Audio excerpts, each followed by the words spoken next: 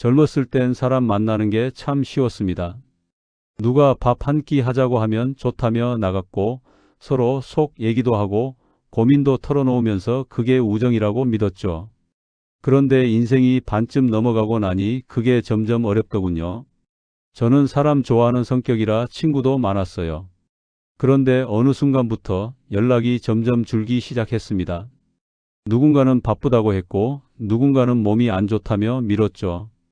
그때까지만 해도 다들 사는 게 바쁘니까 하며 넘겼습니다. 하지만 시간이 지나니 알겠더군요. 관계는 멀어진 게 아니라 조금씩 달라지고 있었던 거예요. 한 번은 오랜 친구를 만났습니다. 예전엔 만나면 웃음이 끊이지 않았던 사람이었죠. 그런데 그날은 이상하게 대화가 자꾸 엇나갔습니다. 나는 진심으로 걱정해서 말했는데 그 친구는 내 말이 잔소리처럼 들렸던 모양이에요. 지나온 세월보다 앞으로의 만남은 무엇이 중요한지 영상을 시작하기 전 구독과 좋아요 부탁드립니다. 앞으로 마음으로 이어지는 만남을 기다리며 다음 영상을 먼저 만나는 계기가 될 것입니다. 그날 집으로 돌아오는 길에 마음이 참 무겁더군요. 내가 뭐 잘못한 걸까? 그냥 내 진심이 부담이었나? 그날 이후로 생각이 바뀌었습니다. 진심만으로는 관계를 지킬 수 없다는 것. 그게 세월이 내게 가르쳐준 첫 번째 깨달음이었습니다. 사람은 마음이 아니라 온도로 연결된다는 걸요. 너무 뜨거워도 타고 너무 차가워도 멀어집니다. 그래서 그 사이 어딘가 따뜻하게 유지하는 게 중요합니다. 오늘은 제가 살면서 얻은 작은 경험을 나누고 싶습니다. 친구를 만나면 꼭 지켜야 할 5가지 마음의 지혜. 이건 누군가를 속이자는 이야기가 아닙니다. 조금 감추고 조금 덜어내는 그 여유가 결국 관계를 오래 지켜주는 법이더군요. 첫 번째 이야기, 바로 이 한마디에서 시작됩니다. 나 요즘 괜찮아. 예전에 이런 일이 있었습니다. 한 친구가 전화를 해서 한참 동안 하소연을 하더군요. 남편 이야기, 자식 이야기, 건강 이야기까지 끝이 없었어요. 나는 그저 듣고만 있었는데 전화를 끊고 나니 마음이 이상하게 지쳤습니다. 처음엔 그 친구가 안쓰러워서 자주 연락했죠. 그런데 시간이 지나면서 나도 모르게 피하게 되더군요. 오늘은 좀 피곤한데 다음에 연락해야지. 그게 어느새 습관이 되었습니다. 그때 알았습니다. 사람은 진심이 많을수록 피곤해질 때가 있다는 걸요. 내가 위로해 주려 했던 진심이 오히려 나를 지치게 하고 그 친구도 내 반응이 점점 식는 걸 느끼며 상처받았겠죠. 반대로 또 다른 친구가 있습니다. 그 친구는 늘 밝았어요. 요즘 어때? 하고 물으면 뭐 그럭저럭 괜찮지 하고 웃으며 넘겼죠. 힘든 일이 없을 리가 없는데 그 친구는 늘 담담했어요. 그런데 이상하게 그 친구가 더 챙겨지고 더 자주 보고 싶더군요. 그때 깨달았습니다. 괜찮아라는 말은 거짓이 아니라 관계를 지켜주는 힘이구나. 사람은 본능적으로 밝은 기운에 끌립니다. 늘 아프다, 힘들다 말하는 사람보다 그래도 괜찮아 라고 말하는 사람에게 마음이 갑니다. 그건 거짓된 여유가 아니라 나와 상대를 모두 보호하는 감정의 완충 장치예요. 물론 감정을 숨기라는 뜻은 아닙니다. 속상하면 털어놔야죠. 하지만 그 감정을 매번 꺼내놓는 건 결국 나도 상대도 지치게 만듭니다. 힘들 땐 이렇게 말하면 됩니다. 요즘 좀 지치긴 한데 괜찮아. 잘 지나가겠지. 그 한마디면 충분합니다. 그 말에는 진심도 있고 여유도 있고 무게는 덜한 힘이 있습니다. 듣는 사람도 부담이 없고 말하는 나도 스스로 마음을 다독이게 되죠. 저도 예전에 그랬습니다. 누군가 내게 괜찮냐? 물으면 예전엔 솔직히 다 털어놓았어요. 그게 진심이라고 생각했으니까요. 그런데 어느 날 나의 그 솔직함이 상대에게는 너무 무거운 짐이 될 수도 있겠다는 걸 느꼈습니다. 그 후로는 나도 이렇게 답합니다. 뭐 그냥 괜찮아. 그 말 한마디 덕분에 관계가 훨씬 부드러워졌습니다. 상대는 안심하고 나는 나를 지키게 되었죠. 살다 보면 마음이 벅찬 날이 있습니다. 그럴 땐 누군가에게 다 털어놓고 싶죠. 하지만 세월이 알려준 건 이겁니다. 진심은 자주 꺼낼수록 가벼워지고 아껴둘수록 깊어진다는 것. 괜찮다고 말할 수 있는 사람, 그게 진짜 어른이고 진짜 친구입니다. 김 선생님은 은퇴 후에도 사람을 만나는 걸 좋아하는 분이었습니다. 퇴직 전 동료들, 동네 친구들, 산악회 사람들까지 모임이 많았죠. 그런데 어느 날부터인가 모임 자리가 점점 부담스러워졌다고 합니다. 예전엔 웃고 떠들던 자리였는데 요즘은 이상하게 대화가 불편하더랍니다. 누가 얼마짜리 차를 샀다. 누구 아들이 어디 다닌다. 어느 집은 연금이 얼마나 나온다. 그런 얘기들로 대화가 이어졌다고 해요. 그날 집에 오면서 생각했죠. 내가 저 자리에서 왜 그렇게 마음이 답답했을까? 김 선생님은 그렇게 말했습니다. 그때 깨달았대요. 사람은 나이를 먹어도 비교해서 자유롭지 않다는 걸요. 다만 그 비교가 예전처럼 경쟁이 아니라 묘한 허전함과 초라함으로 바뀔 뿐이라는 걸요. 그래서 그 후부터 김 선생님은 그런 자리에서 이렇게 말하곤 했답니다. 아유, 난 그런 거 잘 몰라요. 그냥 조용히 살아요.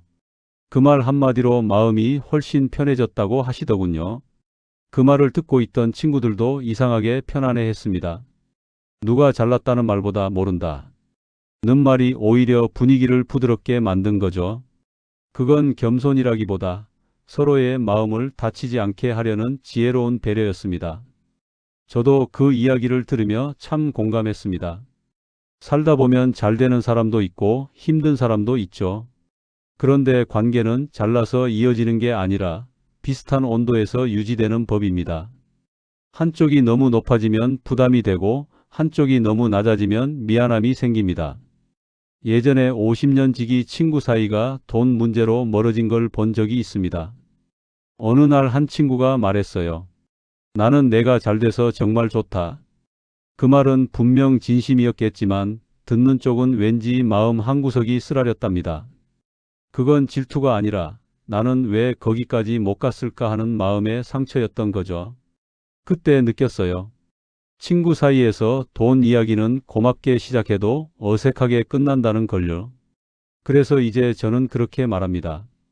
난 그런 거 잘 몰라. 그냥 오늘 하루만 잘 살면 됐지. 그 한마디면 충분합니다. 그 말에는 부러움도 비교도 경쟁도 없습니다. 그냥 지금 이 순간을 인정하는 마음만 있죠. 사람은 비슷할 때 마음이 놓입니다. 같은 높이에서 마주 볼 때 비로소 웃을 수 있습니다. 그게 관계의 온도예요. 결국 나 그런 거 잘 몰라 는 단순한 회피가 아닙니다. 상대의 자존심을 지켜주면서 나를 보호하는 말입니다. 겸손이 아니라 지혜죠. 그래서 김 선생님은 여전히 그 모임에 나갑니다. 누가 뭘 샀다 해도 누가 잘 됐다 해도 그저 웃으며 한마디 하신답니다. 그래요? 세상 참 넓네요. 그 말 한마디에 모든 경쟁심이 사라집니다.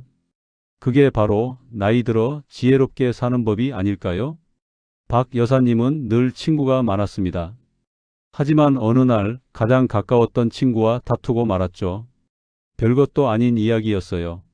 동네 사람 이야기 몇 마디 하다 의견이 달라졌을 뿐인데 그 대화가 결국 멀어지는 계기가 되었습니다. 며칠이 지나도 연락이 없자 마음이 허전하더랍니다. 그래서 용기 내서 전화를 걸었대요. 그때는 내가 괜히 예민했나 봐. 미안해. 그런데 친구가 이렇게 대답했답니다. 나도 그럴 수도 있겠다 싶었어. 우리 나이에 뭘 따지겠어. 그 한마디에 눈물이 핑 돌았다고 하시더군요. 그렇습니다. 그럴 수도 있겠다. 이 짧은 말은 나이를 불문하고 마음의 문을 여는 마법 같은 표현입니다. 살다 보면 사람 사이엔 늘 오해가 생깁니다. 말투 하나, 표정 하나에 마음이 상하고 내가 한 말이 괜히 상대를 찔렀던 적도 많죠. 젊었을 땐 그걸 논리로 풀어보려 했습니다. 그건 내가 잘못했잖아. 내 말이 더 맞지. 하지만 나이 들어보니 알겠어요. 이기면 관계는 지고 져줘야 마음이 산다는 걸요. 박 여사님은 그 일을 겪고 나서 이렇게 말씀하셨습니다.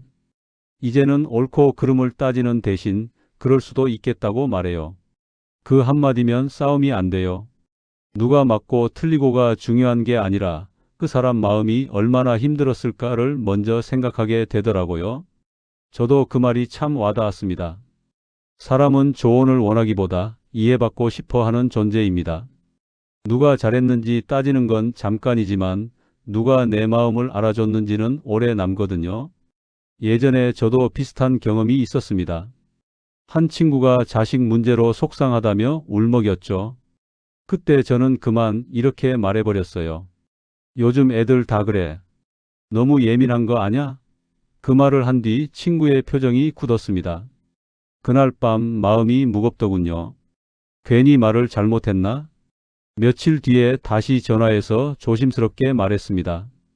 그땐 미안했어. 내 입장에선 정말 속상했겠다. 그 친구는 잠시 침묵하더니 이렇게 말했어요. 그 말 한마디 듣고 마음이 풀렸다. 그때 깨달았습니다. 사람은 논리보다 공감의 말 한마디로 위로받는다는 걸요. 이제는 누가 하소연을 해도 그럴 수도 있겠다. 이 말부터 꺼냅니다. 그 한마디면 상대는 안심하고 나 역시 괜히 변명하지 않아도 됩니다. 나이 들면 대화는 진실을 밝히는 자리가 아니라 마음을 어루만지는 시간이 됩니다. 그래서 이 나이에 대화는 이기지 않아도 됩니다. 그냥 함께 울고 함께 웃는 것만으로 충분하죠. 그럴 수도 있겠다. 이건 단순한 말이 아닙니다. 상대를 이해해 주겠다는 약속이고 나의 자존심을 잠시 내려놓는 용기이기도 합니다. 그 말이 오가는 관계는 절대 금이 가지 않습니다. 박 여사님이 마지막에 이렇게 말했어요. 그럴 수도 있겠다. 그 한마디 덕분에 내 친구랑 다시 웃을 수 있었어요. 그게 제 나이에 배운 가장 큰 공부예요. 윤 선생님은 오랜 친구들이 많은 분입니다. 젊을 땐 늘 모임의 분위기 메이커였고 농담도 잘하고 말도 조리 있게 하기로 유명했죠. 그런데 어느 날부터인지 모임이 끝나면 이상하게 마음이 허전했다고 합니다. 내가 말은 많이 했는데 왜 이렇게 허전할까?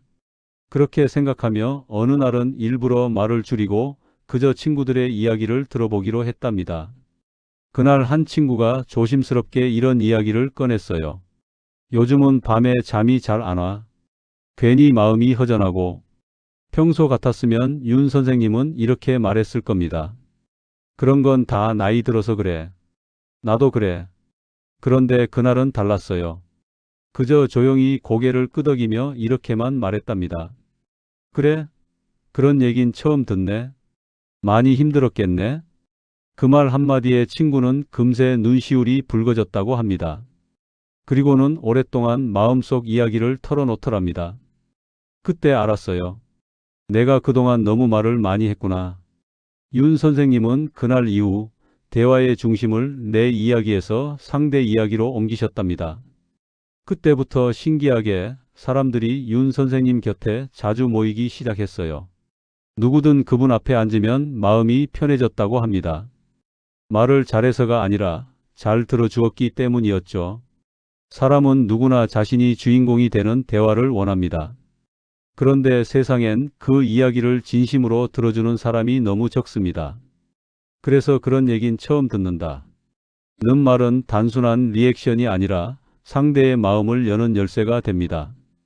이 말에는 나는 내 이야기를 처음 듣는 것처럼 소중히 듣고 있어요.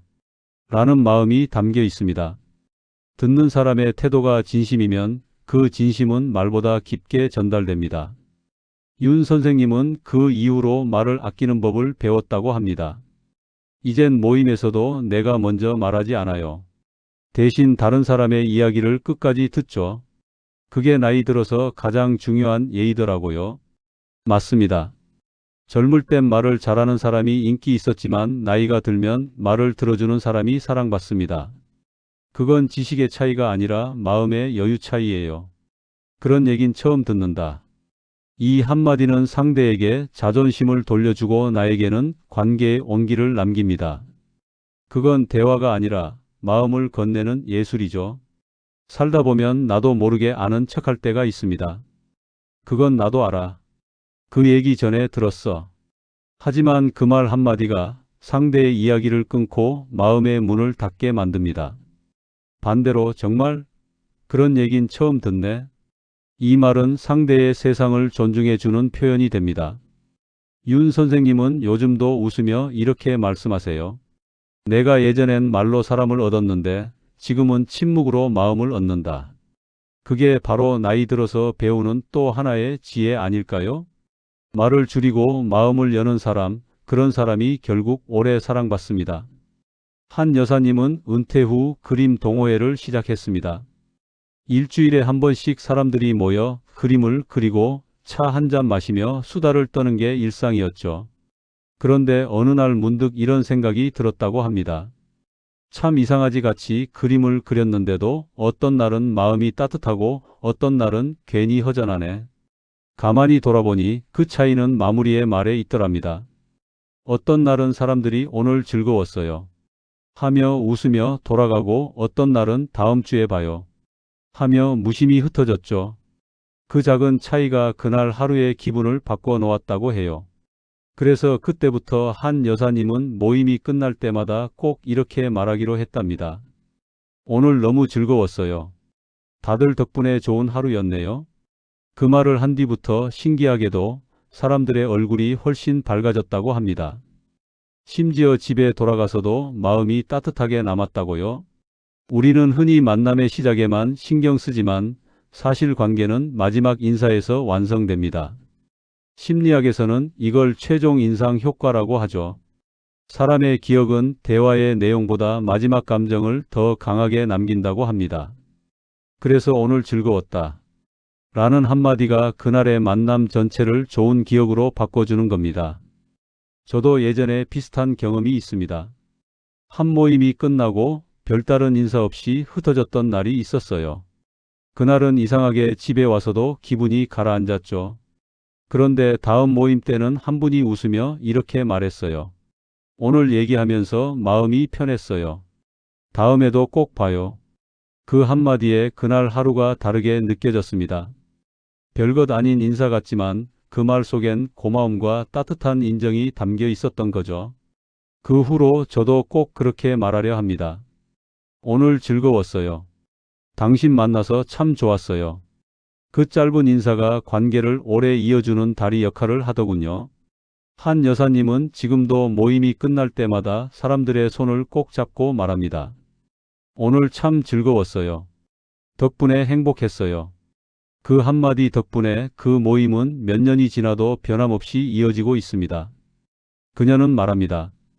젊었을 땐 말 한마디로 싸우기도 했는데 지금은 말 한마디로 평생의 인연이 이어지네요. 맞습니다. 나이 들수록 대화는 기술이 아니라 마음의 표현입니다. 오늘 즐거웠다. 는 단순한 인사가 아니라 나는 당신과 함께한 이 시간이 고마웠습니다. 라는 고백이죠. 사람은 누구나 자신을 기분 좋게 만들어주는 사람을 그리워합니다. 그래서 그 말 한마디가 다음 만남을 불러옵니다. 오늘 너무 즐거웠어요. 이건 단순한 끝맺음이 아닙니다. 인생의 후반을 따뜻하게 채워주는 말, 다시 보고 싶은 사람으로 남게 하는 말입니다.